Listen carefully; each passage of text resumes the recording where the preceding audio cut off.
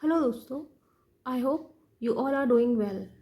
आज हम बात करते हैं इंडियन पॉलिटी की ओवरव्यू सीरीज़ में एक नए चैप्टर का, that is centre state relation. मतलब सेंटर और स्टेट के बीच में कैसा रिलेशन होना चाहिए, आज हम इसके बारे में बात करेंगे।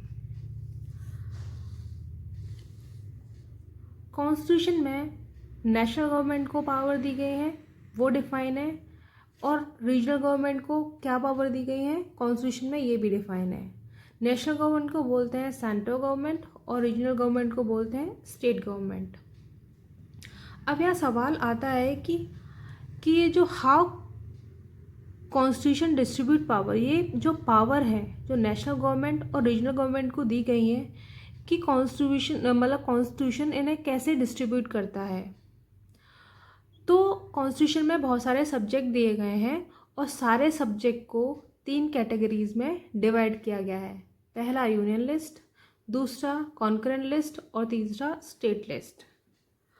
अब इन सारी लिस्ट में जितने भी सब्जेक्ट्स हैं, ये जो सारी लिस्ट है इनमें जो सब्जेक्ट्स हैं उनमें ये डिफाइन होता है कि जैसे कि हु विल कलेक्ट टैक्स, कि कौन टैक्स कलेक्ट करेगा, रीजनल गवर्नमेंट करेगी या नेशनल गवर्नमेंट, मतलब सेंटर करेगा या स्टेट।